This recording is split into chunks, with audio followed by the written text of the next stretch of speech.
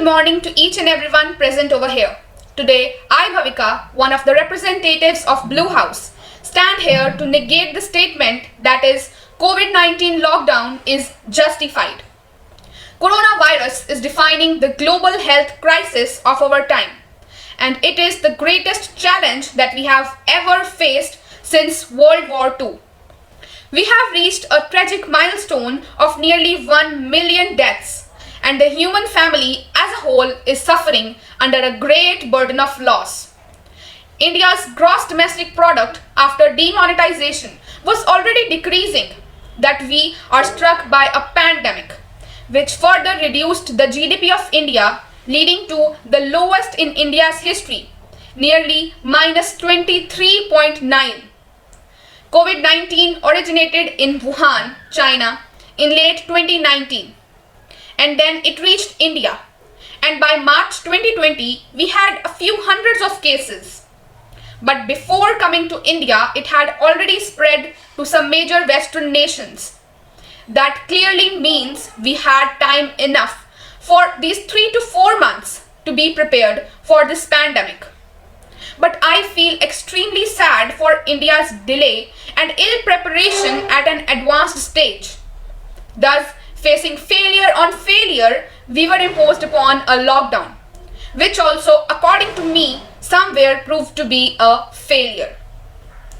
Taking examples from countries like Japan, Taiwan and Singapore, that without imposing lockdown and taking lessons from previous pandemics, fought against COVID-19 very effectively.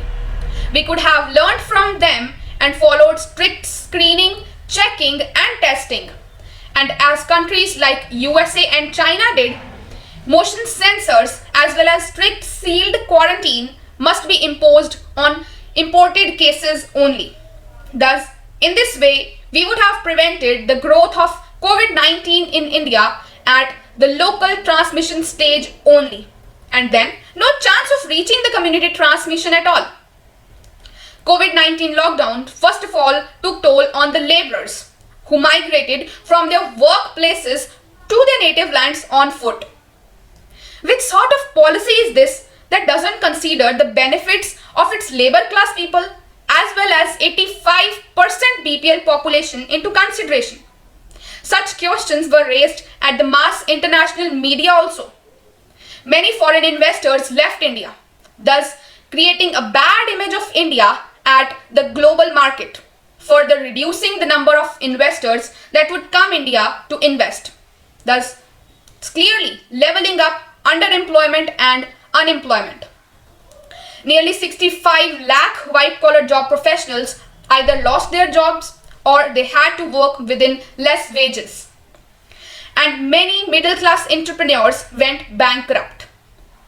And India provided insufficient aid to the BPL population. And if you say that it is difficult to afford for them all, I'm sorry, but you can't afford a lockdown as well.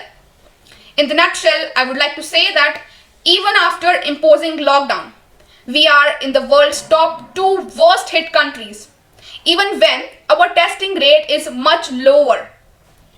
Thus, clearly, lockdown was just not necessary but a veil on the ill strategic planning of the government, which caused us as a nation whole to suffer. And our finance minister on this said that it was the act of God. So this democracy for the people, of the people and by the people is not just a statement in our constitution, right? But a responsibility of ours on the government. So can we be left helpless like this by the government? Now that's your call of thought. Thank you very much.